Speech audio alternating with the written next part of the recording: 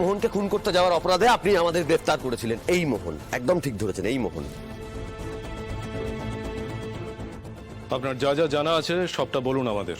হ্যাঁ স্যার, সেটা বলতেই আমি ম্যাডামের সাথে এখানে এসেছি।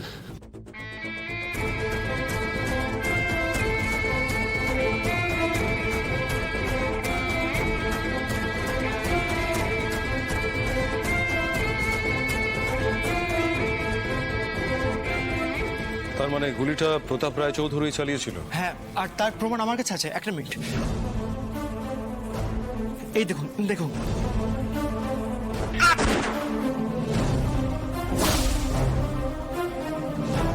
পালালি? কোথায় পালাবি? কত দূর পালাবি?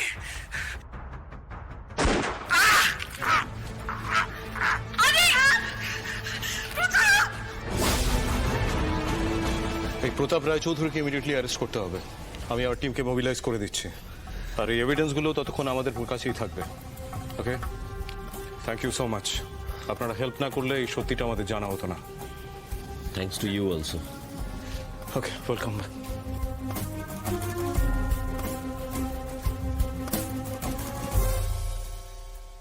কাছে থেকেও তো আমি সত্যি কিছু জানতাম না। দিনের পর দিন আমাকে অন্ধকারে রাখা হয়েছিল। কি দুঃখ কি জ্বালা সেটা আমি বুঝি। আমি চাই না আপনি সে দুঃখ পান। আপনি উর্মির মা, উর্মি আপনার মেয়ে, তাই উর্মি যেখানে যেখানে যাবে আপনিও ঠিক সেখানেই যাবেন। সত্যি সত্যি বলছো আনন্দী? সত্যি বলছি, একদম সত্যি। দেখুন, আমরা যেমন উমার মা বাবা, তেমন আপনিও তো উর্মির মা। আমাদের কোনো অধিকার নেই উর্মির থেকে আপনাকে দূরে সরিয়ে দেওয়ার। আমি আমি খুব খুব খুব খুব লাকি। দাঁড়া, তার আগে আমার একটা কাজ বাকি আছে, সেটা করে আসি।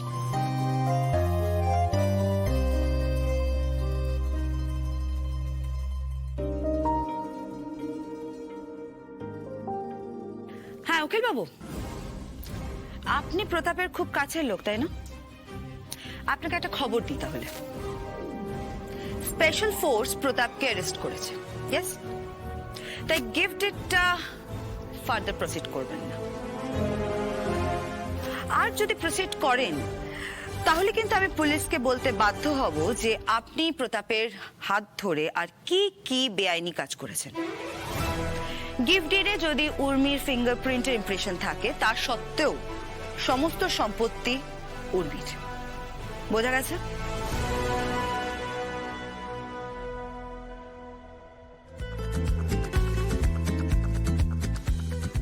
আমার মাম্মা, বাবাই, মম সবাই আছে আমার কাছে।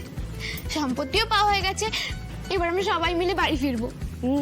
ফিরবি তো, তুই তো নিজের বাড়িতে ফিরবি।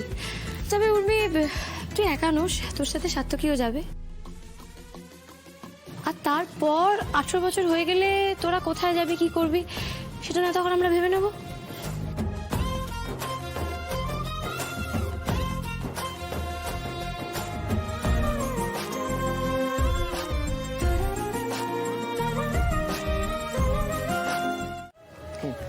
তখন এরা এরা এরা তখন কেউ আমার কথা মানতে চায়নি, কিন্তু দিনে দিনে সেই আমার কথাই সত্যি হলো।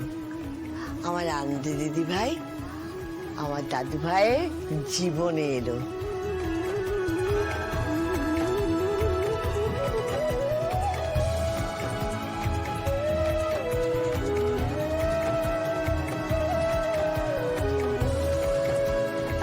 মা, মা আমি কিন্তু মেনে নিয়েছিলাম বলুন, তবে উনি মানতে চাননি আর কি। আমি তো তখন অন্যরকম ছিলাম বিজয়া। আনন্দিত আমাকে নতুন জীবন পাইয়ে দিয়েছে, তাই না? আবার এসব কথা কেন বলছো বাবা? থাক না। না না, আমাকে বলতে দে মা, আমাকে বলতে দে। আসলে অতীত মনে করলে না অনেকটা নিজের কষ্ট কমে যায়। আসলে মানে অনুশোচনা হয়, বুঝলি তো? বলতে পারলে না মনটা একটু হালকা হয় রে মা।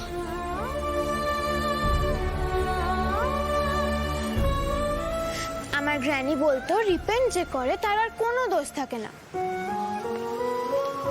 আমিও খুব একটা ভালো ছিলাম না রে উমা, তোর বোকা পিপির অনেক পরে গিয়ে চোখ খুলেছে।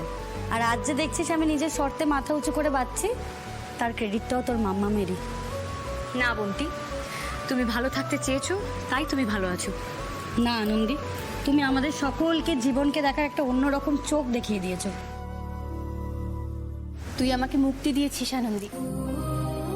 আমি তো অনেকগুলো মিথ্যে সংস্কারকে আঁকড়ে ধরে জীবন থেকে অনেকটা পিছিয়ে ছিলাম।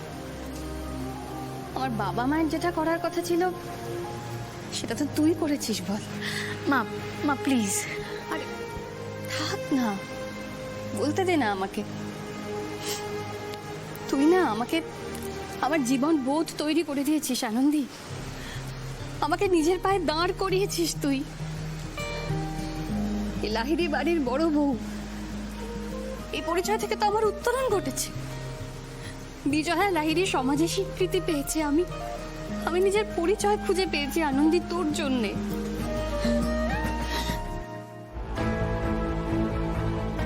আমার ভোট আমি ডক্টর অনিরুদ্ধ লাহিড়ীকে দেব না।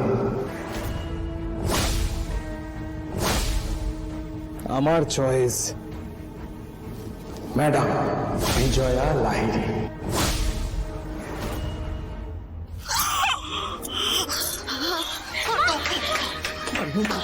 ও বড় বৌমা, মা দুর্গা তোমার সাথে আছে গো। মা গো, ওমা তুমি মানে বুঝতে পারছো? তাহলে তুমি বেরিয়ে এসেছিলে এমনি? এই উত্তরণ শুধু বাড়ির মহিলাদের নয়, আনন্দী মা আমাকে শিখিয়েছে